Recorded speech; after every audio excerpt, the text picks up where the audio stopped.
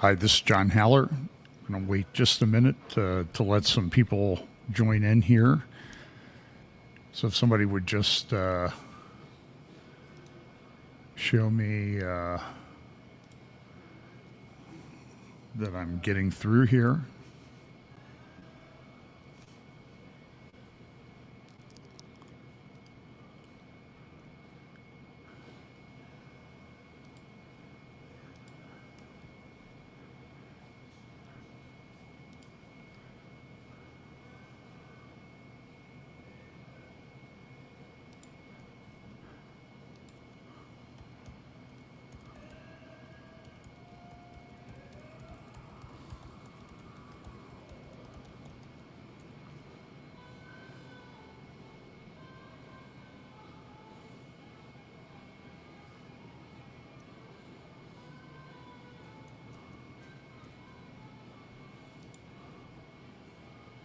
Okay.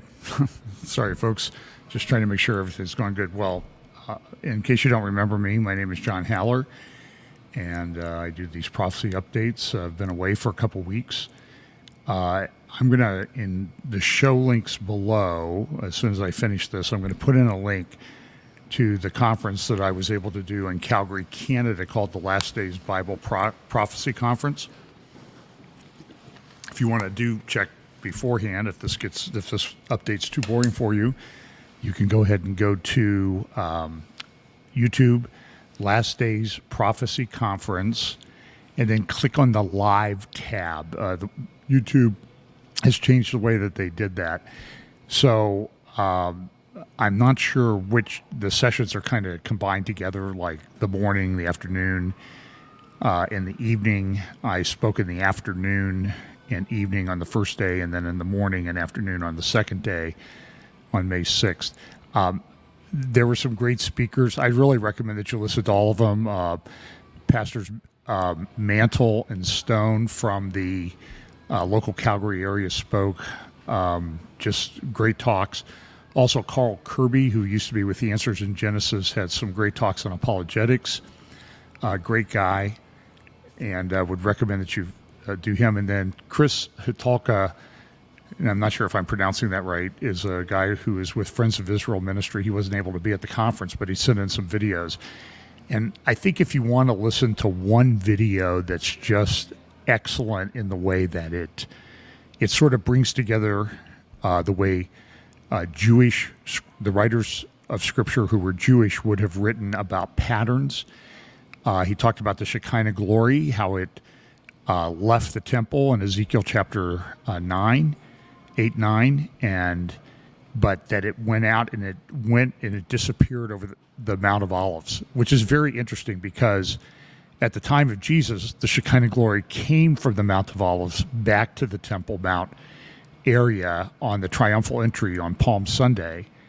And then 40 days later, the Shekinah glory ascended again, but it's coming back, and we know that from Hosea 5:15 to Hosea 6:3, and I talked a little bit about that in my third or fourth talk. I don't really remember, but Pam and I've had a great trip, seen a lot of great scenery. It's very interesting as you drive around, and we've done about 5,700 or 5,800 miles.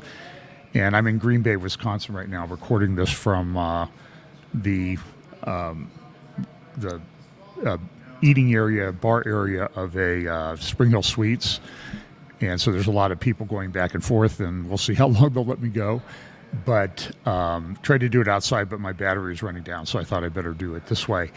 But Pam and I've had just a great trip, and it's very interesting as we drive around and we see these things that are just absolutely stunning and gorgeous in all kinds of different landscapes. It can be the prairies of Manitoba and Saskatchewan, or the salt flats of Saskatchewan, the mountains and lakes of Glacier National Park in Montana, the lakes and glaciers and snow-capped mountains, even though it was a little bit cloudy the days we were there, in Banff and Yoho National Parks, the stunning mountain vistas with evergreen forest in Canadian Glacier National Park and Mount Revelstokes National Park, the harbors in in rivers around Vancouver and Seattle and Portland, Oregon, even though there are a bunch of crazy people live in Portland, the falls, Multnomah and Bridal Veil Falls, and then just these incredible landscapes particularly in eastern Washington, which is a very large agricultural region,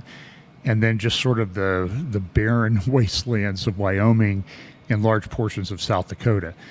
There's an interesting thing that you should know that I sort of picked up around there. When we were in Rapid City for a couple days on Friday, Saturday, Sunday, and it just poured rain the whole time, and we were really upset about it. But the people in Rapid City said, "Man, we are so glad for the rain."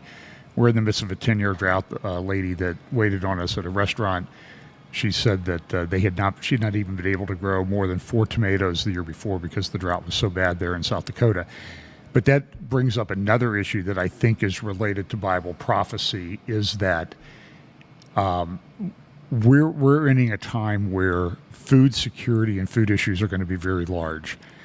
The people in the western states, the western breadbasket of the United States, are not very optimistic about how well they're going to be able to produce food this year because of the drought, and that a little bit of rain they've been having is not enough to turn things around. You couple that with the Ukraine-Russia peace deal that is supposed to the Ukraine-Russia peace deal, the Ukraine-Russia grain deal, which allowed Ukraine passage out through the Bosporus and the Dardanelles to transport grain to the world, which has helped alleviate some of the problems.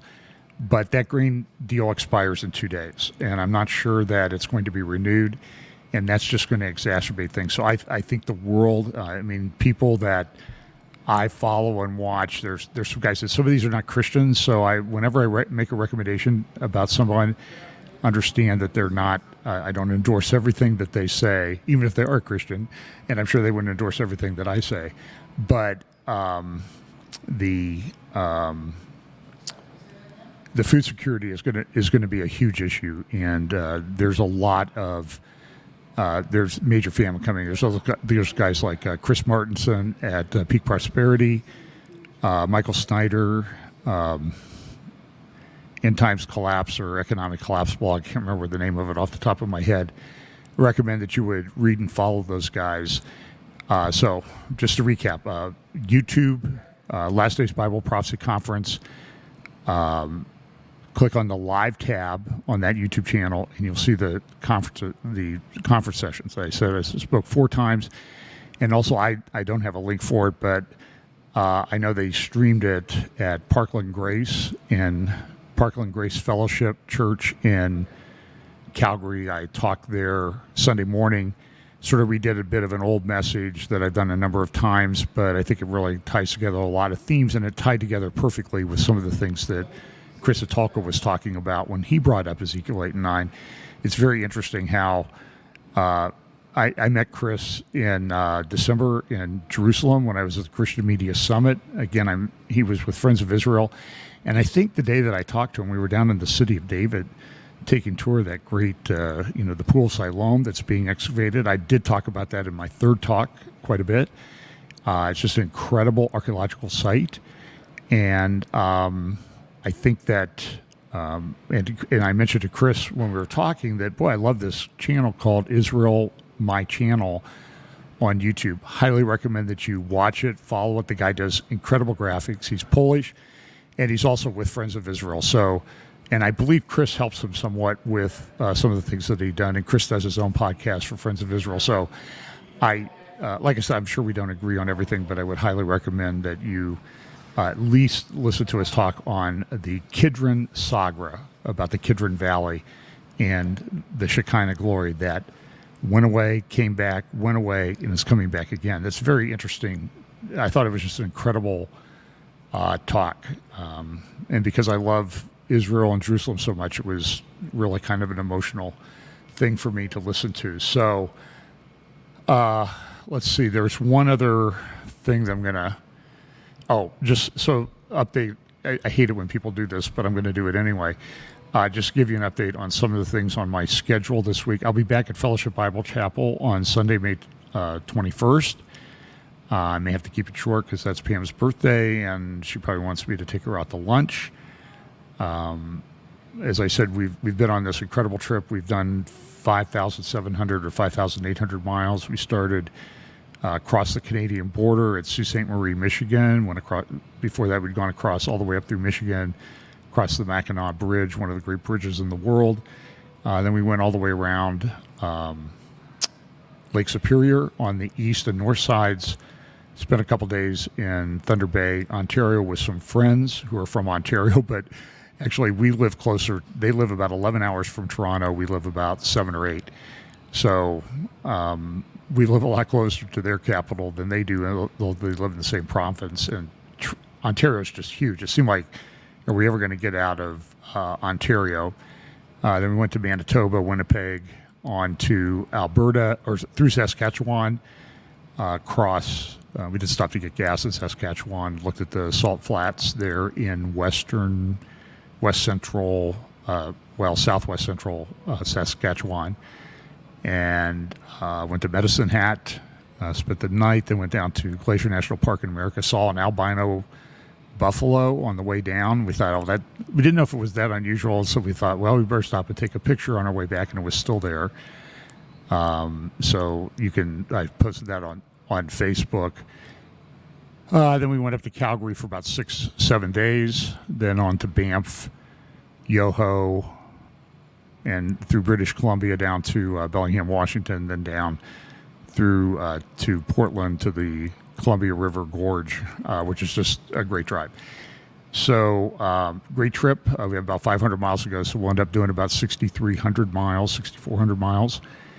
Tomorrow I'm going to be live at 10 a.m. Eastern on Stand Up for the Truth. Go to standupforthetruth.com. You can click on the live tab and listen to that with David Fiorazzo. And I don't know if Mary Danielson will be in studio tomorrow, but I always love doing that in studio. So as I said, I'm hearing very great. And by the way, that's not the mark of the beast behind me. That's the number of Ray Nitschke. I'm about 2 blocks from Lambeau Field here in Green Bay, where the Green Bay Packers play. And Ray Nitschke was a middle linebacker, one of the greatest middle linebackers of all time in the National Football League. And he was a guy who lived here locally, very popular, owned a dealership, but had his personal phone number in the phone book, and passed away at age 61 back about 1998, but was elected to the Pro Football Hall of Fame, and his number was 66. So don't take any symbols from that. What you see behind me is just a little plaque to his memory. So 10 a.m. Eastern tomorrow for Stand Up for the Truth. Also at 5 a.m. tomorrow, not 5 a.m., 5 p.m. Eastern, I believe that interview talk I did with Tom Hughes, I believe we did it on artificial intelligence mostly, did that a week or two ago before he went to Israel. I think that's going to play tomorrow at 5 p.m. If not, it'll be sometime this week. And then on Wednesday, if he can get his technical issues, and it's not good to know that other people have technical issues, but it's comforting to know that they have technical issues. Pablo Frascini of Serpents and Doves, offhand, we'll be doing a talk, and sometimes those can drag on for a long time. Pablo likes the long form. So we'll do that, and then I said back at Fellowship Bible Chapel on Sunday. So let me just share with you some things that I'm going to try to share my screen here. I know this doesn't work all the time, but I'm going to try it. And so I'm going to go here. I'm going to pull up my presentation that I so faithfully labored over while I was on vacation. So what I need to do here, hang on just one second. I want to go to a separate computer to go to YouTube to make sure that my thing is showing. Let's see here, click on live. So,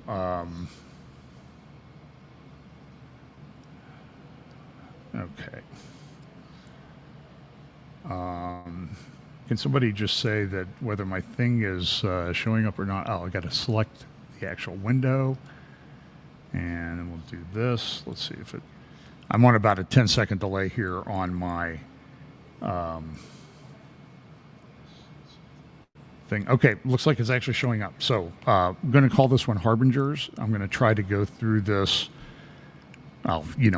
If I said I'm going to go through this quickly, that would be a big fat lie. So we talk about the convergence of events and all the things that are going on. And again, this is the grid that I've developed: acceleration, convergence, logistics, and understanding. I talked a lot about this in my first talk at Calgary, just because I think this is the way I kind of look at things. And I think so kind of keep this grid in mind as we go through today. And the one that at the end, remember, as we get closer to these things actually being fulfilled, we will have more understanding. That's what it says in Daniel. Daniel wanted to know, but as Daniel, forget it. The words are closed up and sealed till the time of the end. And I think that is the time in which we live. Many shall be purified and made white and tried, but the wicked shall do wickedly, and none of the wicked shall understand, but the wise shall understand. So we want to be wise people. We want to be going back and forth through the book to understand what the scriptures are talking about. It does say knowledge will increase, and I think that has a sort of a general application, but I think it has a specific, deeper meaning that people are going to have a better understanding of what's going on in the Bible. And if you hear talking in the background, you'll just have to ignore that. So that we can do this. So anyway, so let's get into this with some of the things that we want to talk about. I think I'm going to skip over this one. This is a very interesting. I'm going to flip over to a different screen here. If you'll give me 1 second. I have to exit out of this one, and I have to go back to my. Let's see here. I'm going to stop that screen. I'm going to share screen. Excuse me.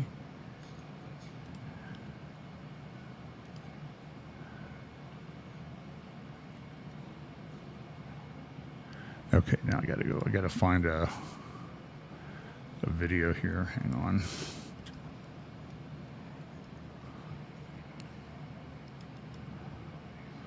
Okay, I'm gonna. No, it's not in that one. Hang on.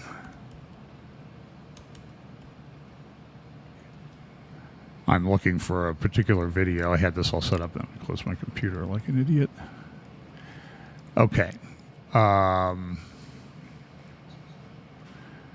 Okay, so now I need to get my Chrome up. Boy, this is just so complicated for an old guy. Chrome tab. Okay, so what I need to do is and you have to drag this over to Chrome.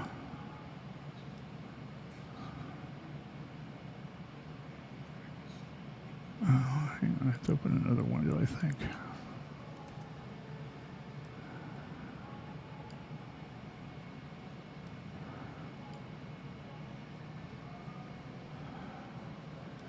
Well, that's not working. So I think what I'm going to do is I'm going to play the video. I'm going to tell you what it's about. And hang on a second here. Let me do this. Now I got to go to share screen. Hang on a second.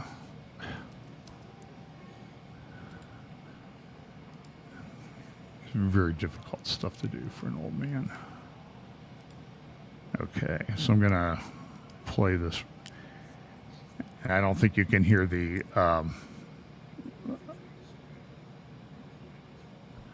I don't think you can hear the audio on this, but let me tell you what this is. This is proposed legislation in the House of Representatives in Minnesota, and you can download the legislation. What they're talking about is Amendment A6, and what happened was this person you're going to see here in just a second, she had proposed legislation to talk about we're not going to allow hate speech, violent speech, or that type of thing.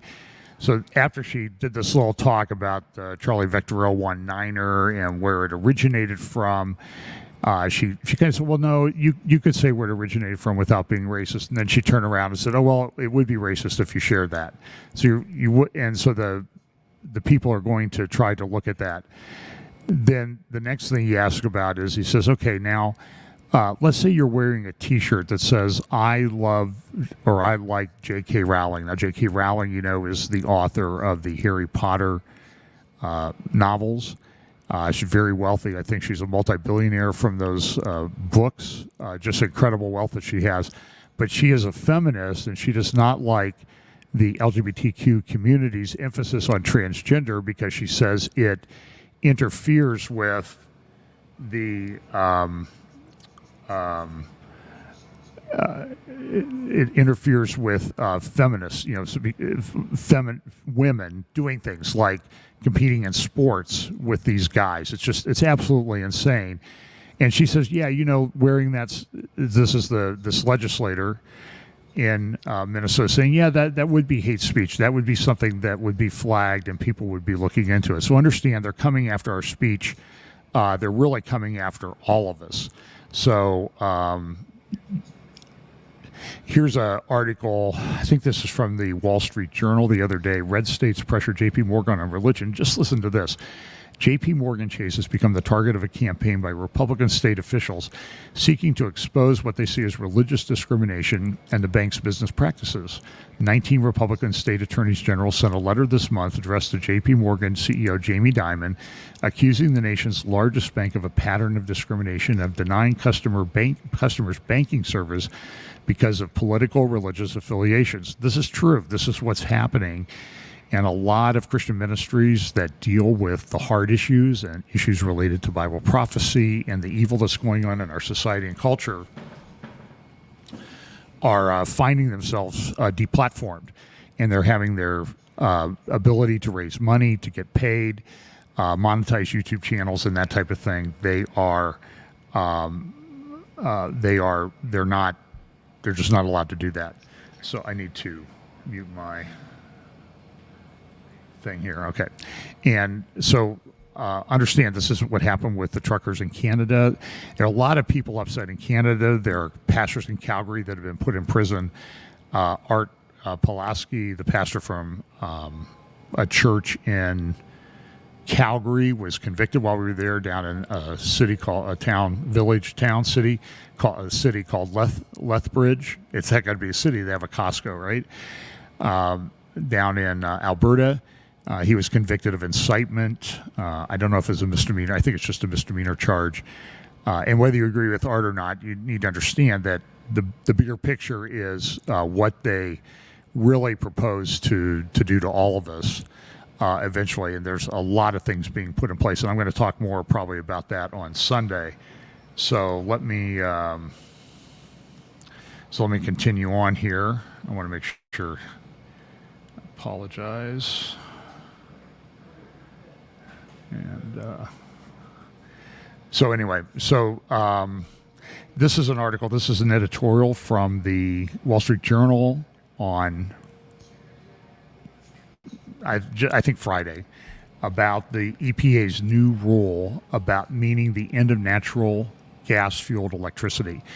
Listen, what the EPA is doing is they're proposing a rules that will essentially, for the first time, going to say that CO2, carbon dioxide, is a pollutant, and as a result of that, they're going to take away your. They're going after all these recently built natural gas power plants, and this is going to affect up to 70% of our grid. It's going to probably quintuple the cost of electricity in the United States. And they're doing all of this at the time where they're saying, well, everybody should drive an electrical vehicle.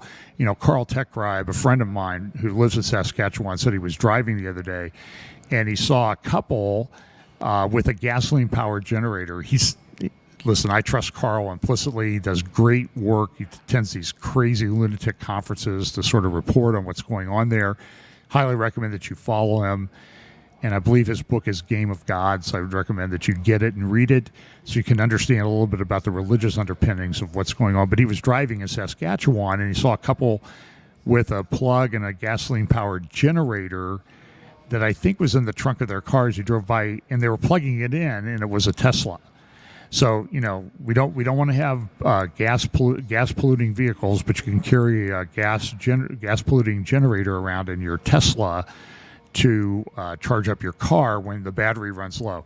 And it's interesting, as we were driving around Lake Superior, we would get to these little towns and they would have these fast charging stations. I mean, way out in the middle of nowhere. Interesting, in the one town there was a fast charging station, and then just across the parking lot, which are all unpaved in that part of Canada, was a Middle Eastern restaurant that it's called Philly cheesesteak, but it served shawarmas and falafels and all those things. I mean, this is way out in the middle of nowhere, Canada. So it was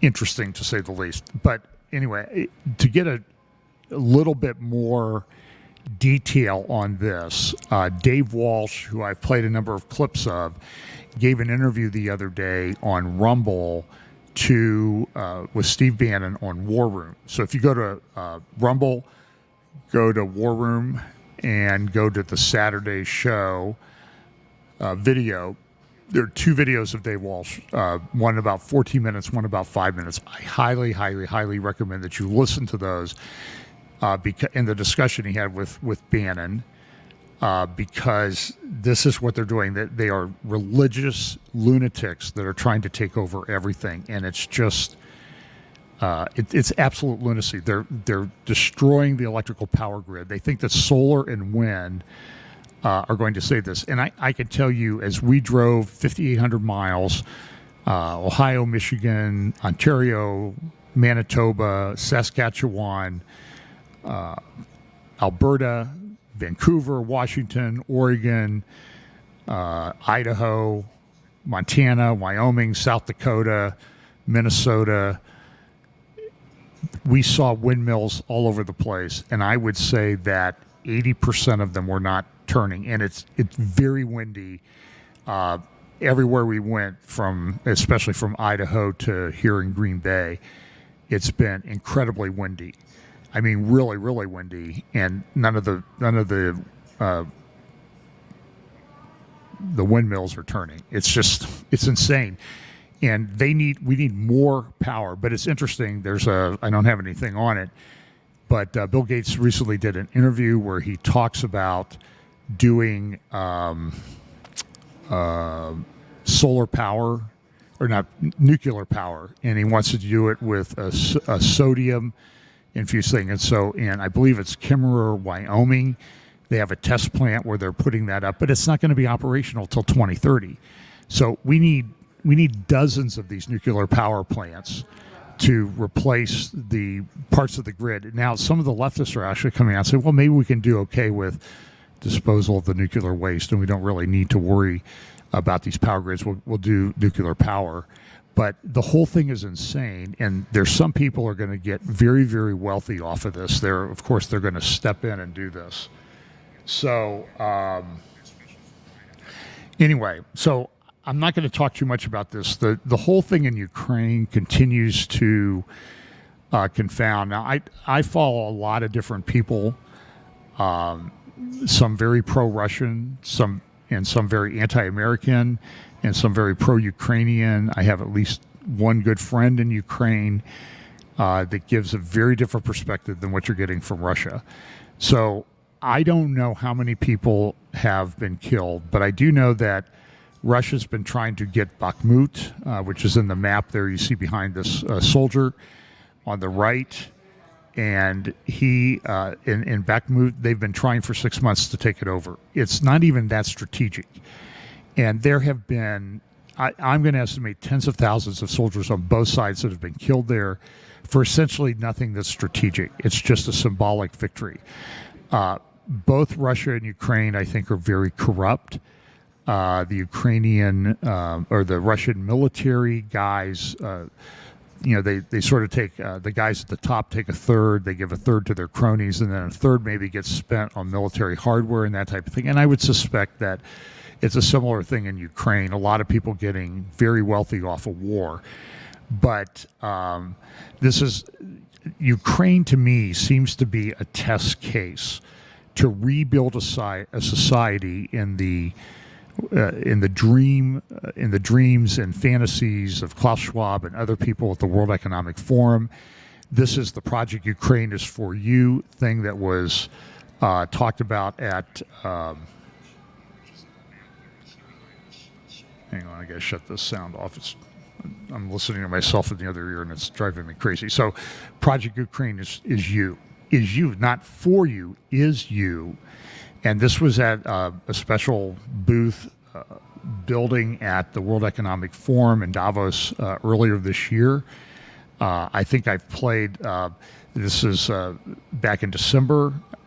BlackRock, the big hedge fund company, controls about 12, 13 trillion dollars of wealth, wealthier than many countries, many countries combined, has said they're advising the minister of the economy of Ukraine. They've entered into an agreement that they're going to help finance the rebuilding of Ukraine. Somebody's going to make a lot of money if and when Ukraine gets rebuilt. And people are already planning that. And one of the guys is BlackRock. And remember, here's another, this is from the Ukraine, President of Ukraine, Zelensky's webpage, talking about how he discussed with the CEO of BlackRock the coordination of efforts to rebuild Ukraine. That was back in December, and you can go to that webpage and read that if you want, but understand that they have this plan. This is from the New York Times back in November, December, and this is what it says. The world's largest construction site, the race is on to rebuild Ukraine. As the country's leader lay post-war plans, companies from around the world are jockeying for advantages in what could be a multi-billion-dollar effort, although one loaded with risk. And so this is what happens. There's a lot of people. There's people who make money off the war. There are people that make money rebuilding after the war. It's interesting that this is one of the reasons that Russia went into Syria to get the contracts to rebuild Syria, which in large part I think was destroyed with Russia's help, and these barrel bombs that just leveled large portions of Syria. Now I know that statement is controversial, but I think people that I've talked to that were there will back that up 100%. There were large areas of Sunni neighborhoods and cities that were leveled in the Syrian civil war because that did not align with the people that were helping Assad, who is an Alawite, which is sort of a subset of Shia Islam, and he was funded largely by Iran. So understand that this has, that everybody wants to rebuild, and Russia went in there hoping to get the contracts to rebuild Ukraine. But the problem is not Ukraine, Syria, and the problem is that there are not many, there's just no money that's coming in to do that. And so we still have a major problem. Remember this video that came up, this is published, if you type in Ukraine 2030 and you look at what they're trying to do, they're talking about the fact that they plan 2030. Again, there's that number, that date that everybody seems to be using. Here is a plan to rebuild Ukraine in 2030. And one of the things that they want to do is they want to make it a completely digital society, cashless and everything, using a central bank digital currency. It's just interesting that it seems like everything I read, if you drill down far enough, it's about making this into a test case. So that's that. Now, I'm going to talk about the Middle East, but before I do that, let me make one comment. I think maybe David Fiorazzo and I will talk about this in more detail tomorrow on Stand Up for the Truth tomorrow morning, on Tuesday morning. Elon Musk has hired a new CEO of Twitter. Was heading up some panels or subsections of the World Economic Forum on the future of work and that type of thing. But she's very tied into advertising. She worked for NBC Universal for many years, and before that she worked for CNN or Turner Broadcasting. So she's big into advertising. She's big into digital platforms. And I think what you're seeing there is you're seeing that Elon Musk wants to do what he always wanted to do, is he wants to make Twitter the go-to app for everything, payments and that type of thing. And I think you'll eventually see that it's going to be tied into the payment systems that they're developing, like FedNow. FedNow is not central bank digital currency. It's a payment processing method for central bank digital currencies. It's one of the infrastructure platforms that need to be in place for them to roll out central bank digital currencies. So I don't think it's accurate to say that central bank digital currency is rolling out here in the United States the end of July when the FedNow comes into place. But it's a payment processing platform to kind of replace the ACH transfer system that's in place now. It would allow for instantaneous payments. There's also the World Economic Forum has come out with a thing called Icebreaker that's along the same lines to sort of do this on a grander scale. So there's an infrastructure, there's a logistics part to central bank digital currencies. They're coming. But Musk, by the way, he started OpenAI with Sam Friedman. He left that when he thought Friedman was getting too commercial. He has now bought Twitter. But before he had Twitter, he was one of the founders of PayPal, which is a payment processing system. And so he wants to take that knowledge and put it into Twitter.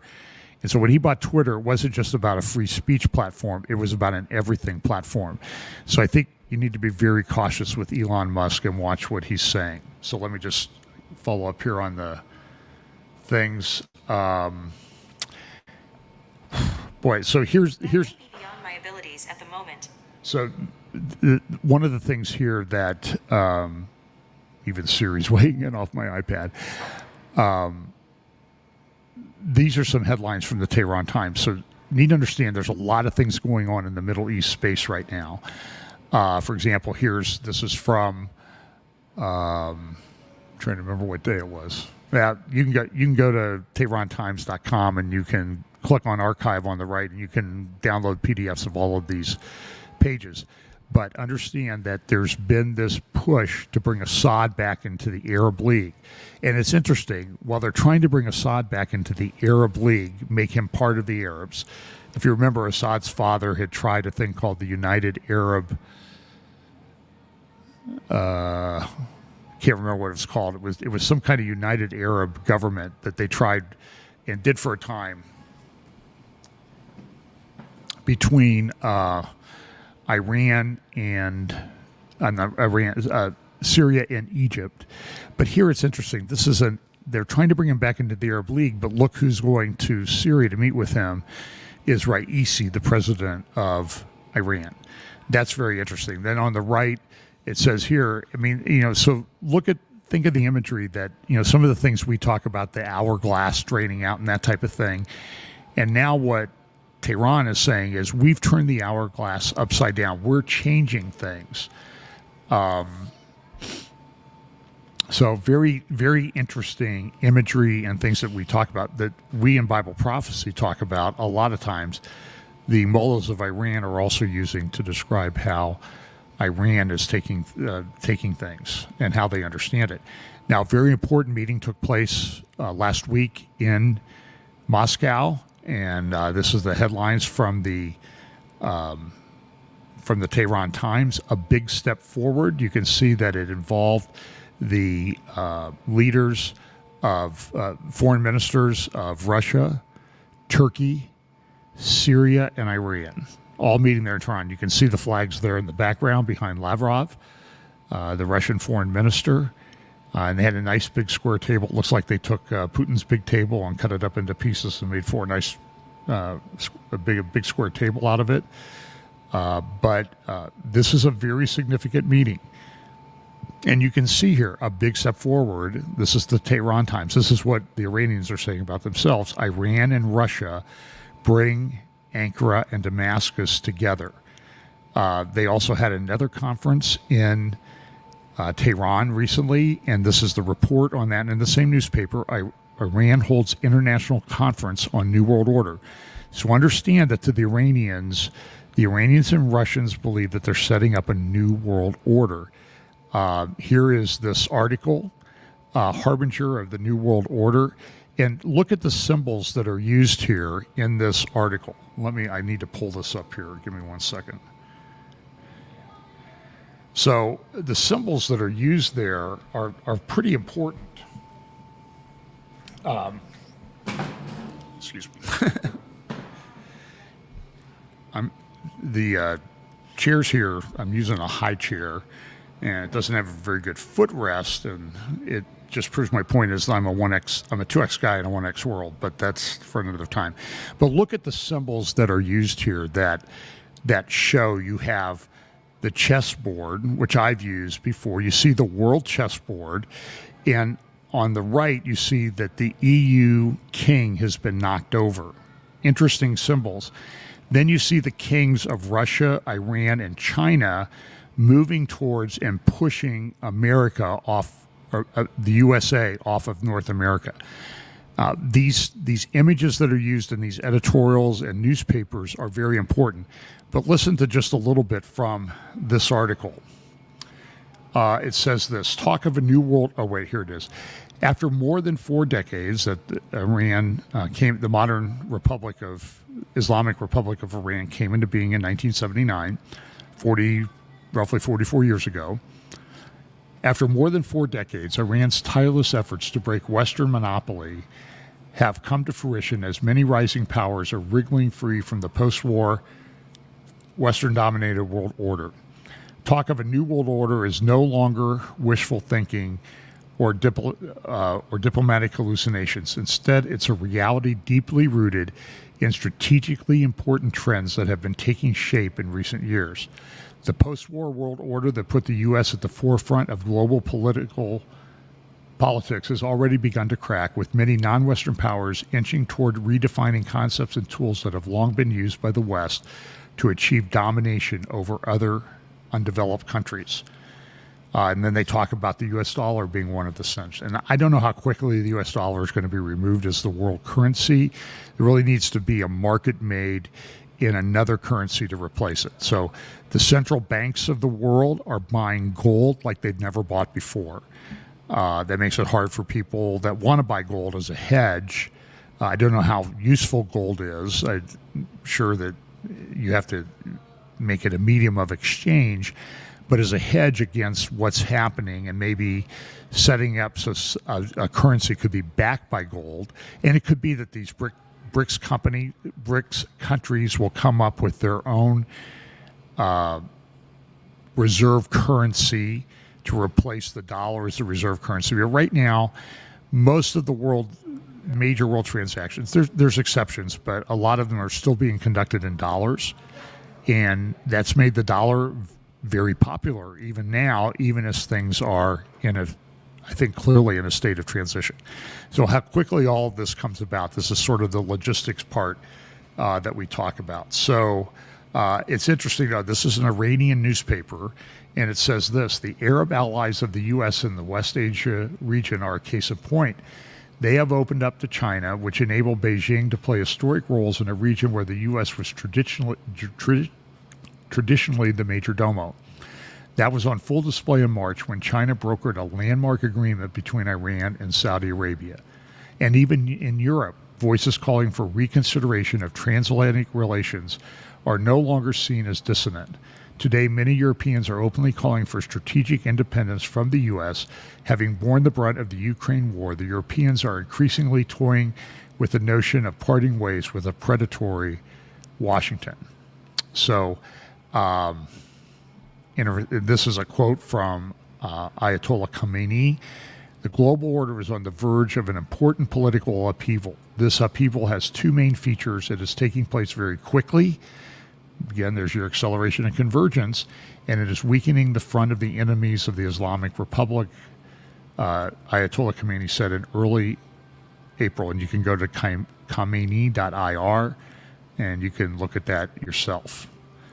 And this is what Khamenei also said at that time. This is about a month ago. The U.S. is one of Iran's most important foes in the world. Facts show that the America was weaker under the Obama administration than in Bush's administration. The U.S. was weaker under Trump's administration than the way it was under Obama's administration. The U.S. is weaker under this man's administration than the way it was under Trump's administration. So this is how they look at things. But again, pay attention to the symbols that you see in these newspapers and editorial cartoons and everything, because it says a lot about, because this is a regime publication in Iran, and it says a lot about what they really think.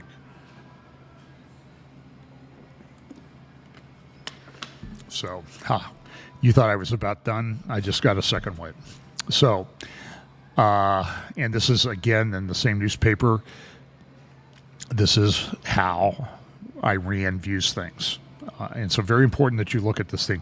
And the way this is coming together, this is a map that sort of shows some of the regions mentioned in Ezekiel 38 and 39. You know, a lot of people want to trace bloodlines and that type of thing. I think when Ezekiel saw the vision, he was seeing the regions of the world as they existed at that time. And here's a, so this is what the Ezekiel 38 and 39 talk about. You know, the question is, where's Magog? Should it be down in Turkey or not? Some put it up into the area of the Caucasus. It may actually belong over in Central Asia, where the Stan republics are: Turkmenistan, Uzbekistan, Pakistan, Afghanistan. This is what I call the Stan republics, and I think these are significant. You'll see a little bit about that in just a moment when I talk about Erdogan and the elections that are taking place in Turkey. So, and remember, right in the middle of all this is this big city, Neom, that the Crown Prince of Saudi Arabia is building there in northwestern Saudi Arabia, adjacent to Jordan, across the Red Sea from Egypt, and very close to Israel and the city of Eilat. So just pay attention to these regions. You're seeing these alliances form. How strong they are. By the way, in Sudan, that's a Russian-influenced rebellion that's going on right now. The Wagner Group, the Russian paramilitary organization that was set up, as one commentator I said, I can't remember who said this recently, was that, the Wagner Group was set up so that it could go around and commit war crimes that wouldn't be chargeable to the Russian regime. And I kind of think that's pretty accurate. They're a pretty brutal group. So, by the way, the situation in Libya, Turkey and Russia are on different sides here. So understand that the meeting in Moscow recently wasn't so much to set up an Ezekiel 38-39 alliance to invade Israel, but it was to kind of get everybody on the same track, because Iran and Turkey are in direct conflict on different sides of issues in Syria. And some of that relates to what happened in the Turkish elections. So Turkey had a very important election yesterday. The results are just coming in. This was probably, everybody said beforehand, these are publications before the election took place, Hurriyet and Daily Sabah. Daily Sabah is really pretty much an Erdogan mouthpiece. But interesting, they did not publish anything today with the election results. It was interesting that the guy who was running, this guy named Kamal, and I won't try his last name, he came out and said, he released I think he said it at a rally, but this is a Twitter video that he released. And you see he's talking about a train, a rail, high-speed rail across Central Asia, through these Stan republics, through Iran, into Turkey to supply Europe. And this is part of China's Belt and Road Initiative. I've talked a lot about that over the years. And so you can see here, he has in the thing he's holding up, he has Almaty, he has Tazmint, Tehran, and then it goes into different cities in Turkey. So Turkey wants this, and he's saying, we can do this. I don't know that things would change if this guy's running against Erdogan. I don't know that things would change if he was elected president. Except that he seems to be very pro-Iranian, And the point of this article that was in Le Monde was that he came out and identified himself with a liberal branch of Islam. Erdogan is a Sunni fundamentalist. This guy is a liberal, and that's kind of taboo to talk about that in Turkish politics if you are a liberal Islamist or Islamic guy. But he did that, and he did that just ahead of the election. And it may be to send a message, but the question is who's going to work more with Iran. So there was a lot of charges back and forth in the election as to Russian influence. So Kamal, whatever his last name is, was saying Russia is influencing the election in favor of Erdogan. They're putting out fake videos. And then Erdogan was coming out saying other people like the United States are interfering in the election. So election interference is a theme everywhere around the world. And now the results came out today, and it says that they appear to be headed for a runoff. Nobody got 50%, but look at the number. This is from the Hurriyet Daily News this morning. Erdogan got 49.94%. He needed 50%, so he fell just short. Kamal got 44.3%, and then a guy who supports a united group of a coalition that is pro-Kurdish and pretty much anti-Erdogan, they got about 5%. So now the question is, in 2 weeks, what's going to happen? So here's a little bit more. You can see that the election was very close. And look at this. They had 87% roughly of the population participating in the elections. This is from Daily Sabah website this morning about what's going on. Obviously, I think it's a younger picture of Erdogan. But you can see this is very close. So if you take this guy's 5.717% and add it to Kamal's, because in the election it will be Kamal against Erdogan. So people will have to vote for one or the other. Now, a big surprise is that Erdogan did as well as he did because he's very unpopular. The economy's in shatters or is in tatters.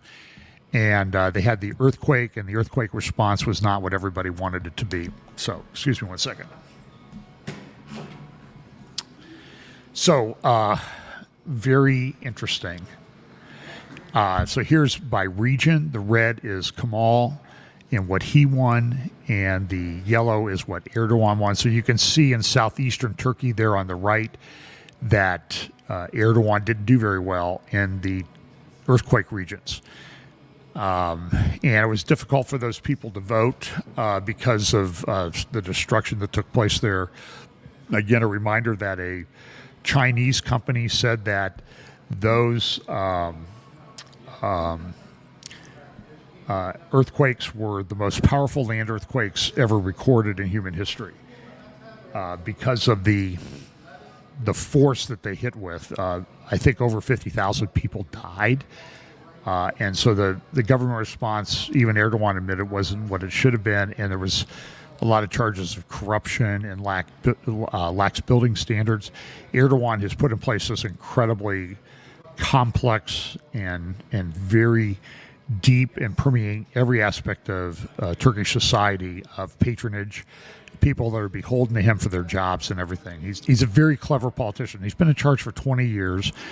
He's been through a number of elections, a supposed coup attempt might have been a fake one. But anyway, so there's a lot of people running around what they're going to say. And I want you to remember a little bit about Erdogan and how it plays into Bible prophecy. I've talked about this before. I'll just recap it quickly. Erdogan says, Jerusalem is our red line. And that came up mainly in response. Remember these headlines that took place? This was in December 7th of 2017. When Trump came out on December 6, 2017, and announced that the United States, are moving our embassy to the city of Jerusalem because that is Israel's capital. Here's Israel Hayom. Thank you, Mr. President, in English on the cover of that newspaper. Back in those days, you can see Trump holding up the proclamation. He then did go to Israel in May of 2017. We happened to be in Israel and Jerusalem at that time. A lot of incredible things were happening. In response to that, though, this is from an Istanbul summit.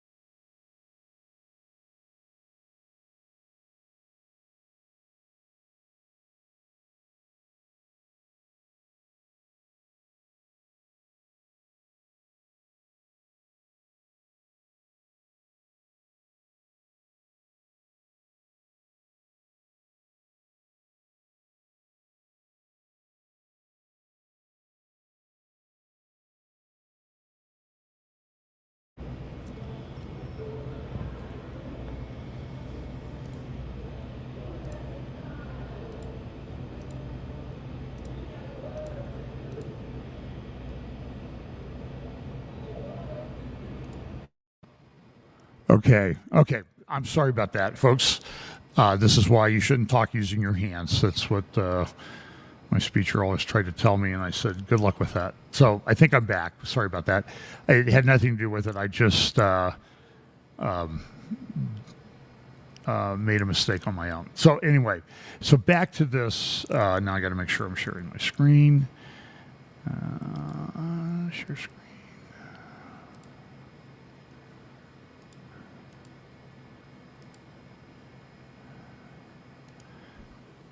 Okay, so this is and a week after Trump made his announcement, the Arab League met in Istanbul, and they issued this statement on the declaration, the freedom of Al-Quds. That's how they refer to Jerusalem. And look at one of the things they say, we in our capacity, and it's just interesting the language that they use and how it kind of relates to Bible prophecy. We in our capacity as kings and heads of state and government and member states of the Organization of Islamic Cooperation, coming together at the OIC Extraordinary Summit held in Turkey on December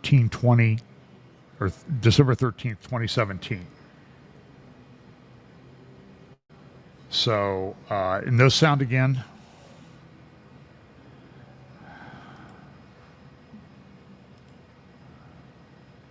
Testing. I'm showing sound. Can you people hear me?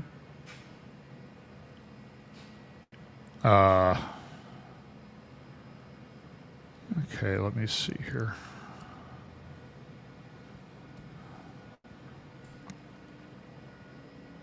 Okay, sounds back. Okay, sorry about that. This is difficult to do. Believe me, my crack staff is not working and they're going to get fired. Nobody's working for me, but that's beside the point. So we invite the Trump administration to reconsider its unlawful decision that might trigger chaos in the region and to rescind its mistaken step. Isn't this interesting that every time somebody does something about Jerusalem, like Trump did something, they said there's going to be chaos in the region. It's just everything's going to fall apart. And things haven't fallen apart. They're sort of falling into place, and people are trying to do things. So here was the meeting on December 13th. You can see all the guys from the Arab Summit, including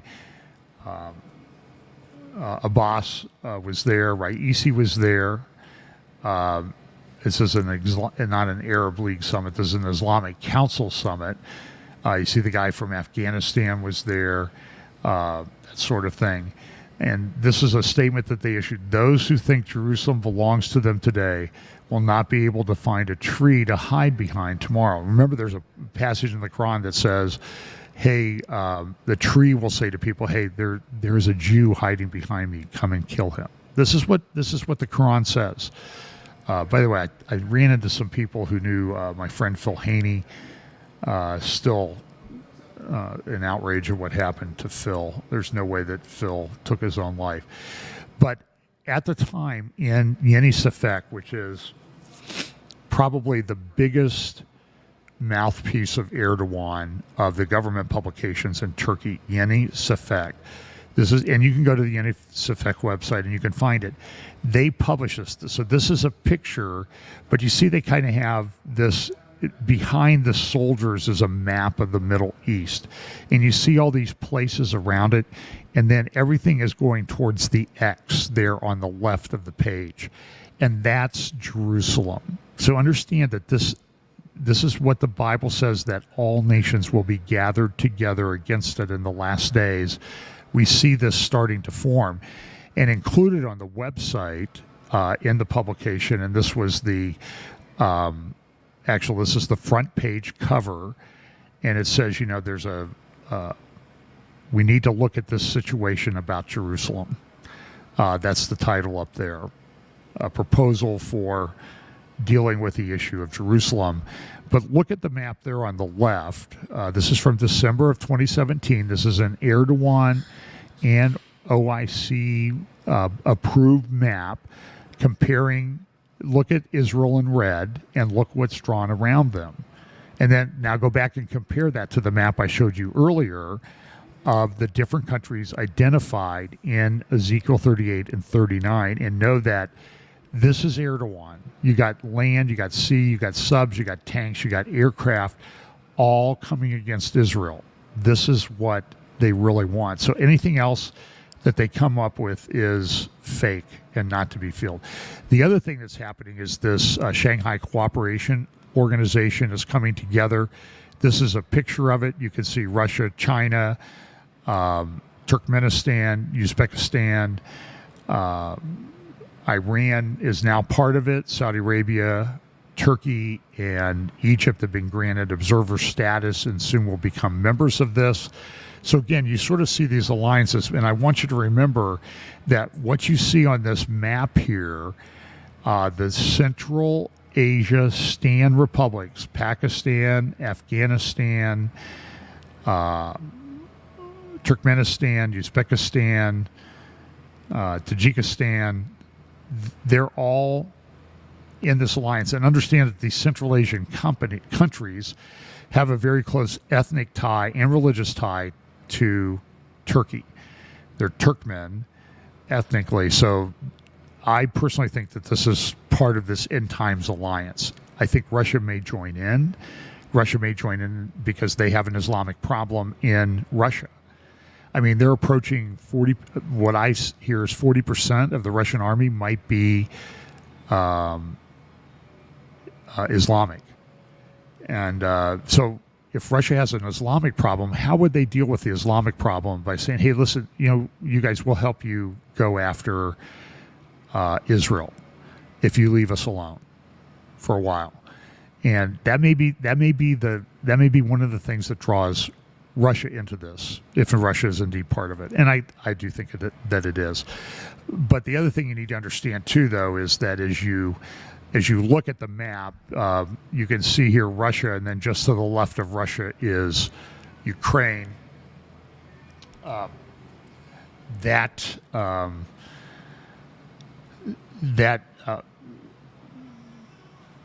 to think.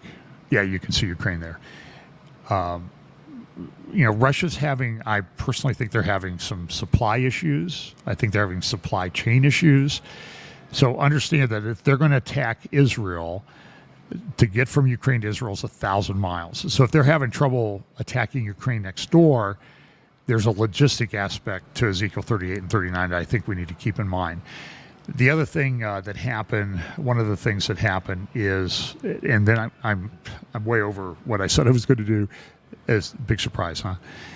I'm going to talk about this. I'm going to talk a little bit about some other things, Middle East, and I'm going to talk about the recent conflict in Gaza, and kind of bring that into perspective, since I haven't had a chance to talk to you for a couple of weeks. But King Charles was coronated last weekend, or early this week. I can't remember when it was. Sometime in the last week.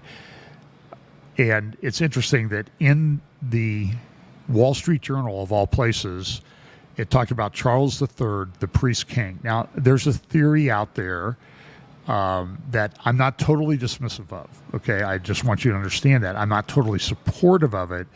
I have baskets of things. So I have an Islamic Antichrist basket. I have a European Antichrist basket. I have a King Charles Antichrist basket. And so I sort of put things in there to see how each of those views is going. So one of the views is that Charles is the Antichrist and that he was anointed with oil from Jerusalem in a private anointing ceremony that this article talks about. As you see in the subheadline there, the world watched his coronation, but his anointment was conducted in private. And it talked about the fact that it's called chrism. I want to read you a quote here. The olives for Charles Chrism were grown in the groves of the monasteries of the Ascension and Mary Magdalene in Jerusalem's Mount of Olives. By the way, I believe that Charles' maternal grandmother, the mother of Prince Philip, is actually buried in Jerusalem at the Mount of Olives. I think that's the case. Continuing, the formula was prepared by Greek Orthodox monks and then blessed in the Church of the Holy Sepulchre by the Orthodox Patriarch of Jerusalem and its Anglican Archbishop. Archbishop Welby of the UK said, this demonstrates the deep historic link between the coronation, the Bible, and the Holy Land. Archbishop Welby. And again, I'm not saying that this is totally supportive of this theory about King Charles, formerly Prince Charles. But I'm just saying is, we need to look at all of the different aspects. Archbishop Welby explained before the coronation, without mentioning Jews, Israel, or the British government's refusal to recognize Israel's sovereignty on the Mount of Olives, the world's oldest, largest, and most sacred Jewish cemetery. No British monarch has visited the state of Israel. Charles' father, Prince Philip, visited privately in 1994. Prince William made the first official visit in 2018. Perhaps Charles can deepen that, quote, historic link. Very interesting, and that's in the Wall Street Journal. And I think it's probably behind a paywall, but I'll try to, you can freeze the screen and read it, I guess, if you want to. So here's this recent dust-up between Israel. What happened was a prominent Palestinian terrorist who was in Israeli prison went on a hunger strike and died. Then Palestinian Islamic Jihad, PIJ, started launching rockets from Gaza into Israel. These were unusual. Some of them reached places that hadn't been reached before. Some hit in neighborhoods in Jerusalem. Some also hit in Efrat. Efrat is a region between Bethlehem and Hebron. Actually went to a Shabbat dinner before I left Israel at the home of a Jewish rabbi and his family in Efrat. So they were hit, and this has not happened before. As I mentioned before, I spent some time. They took us in the media summit down to the Gaza border, and the one lady who talked to us said, "Listen, I consider this kibbutz where I live to be 95% heaven and 5% hell." Because when the rockets go, I have 10 seconds to get to a place. And then they took us outside the center where we're meeting, showed us a memorial to two men who had been hit by a Palestinian rocket. And also in that attack, a man lost both of his legs. We then went up to another community center for dinner. And the man who had lost both legs is now the mayor of that region. And he came and talked to us about that event and what had happened. And they said up there that we're 90, I can't remember, I think it was 99% heaven, 1% hell, because we have 15 seconds when the rockets go off to make a decision. So this is what they live with. I saw pictures of people huddling on bus stops in Israel. They closed schools in the south. I mean, this is always a big problem. This is the original part of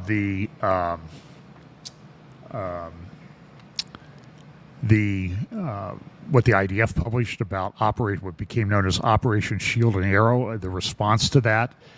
And so you see this, and then this is the updated that I just saw this morning.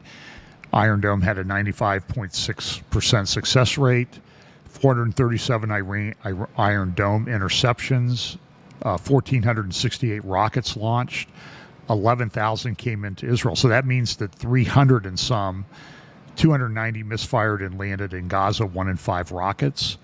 So, but I saw pictures of children on rooftops cheering that they launched these rockets, knowing that the Israelis are going to respond. And they did.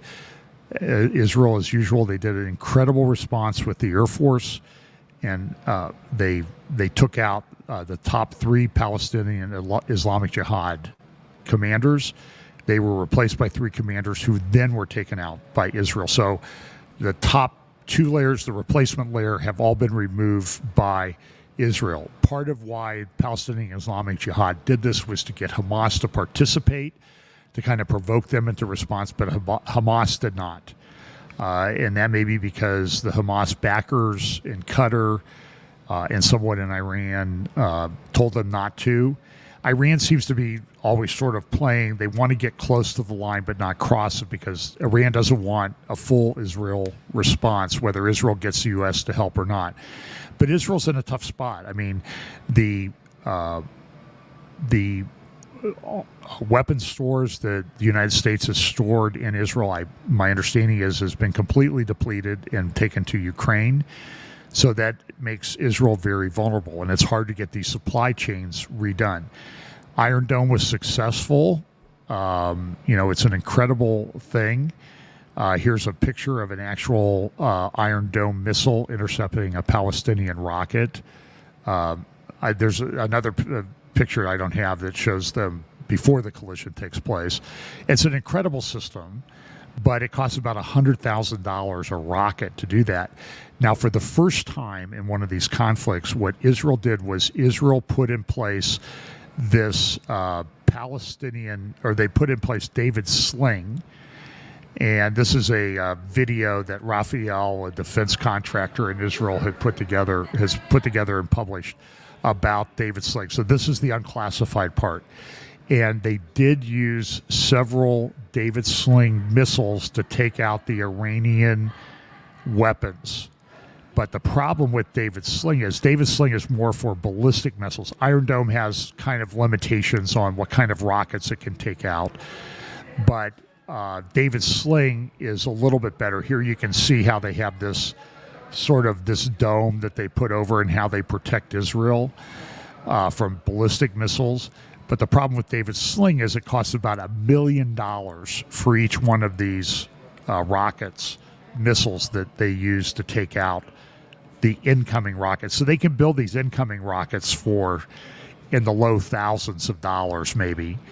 And then Israel has to spend $100,000 if they use Iron Dome per missile, or $1 million per missile in David's sling. So it's very, very expensive.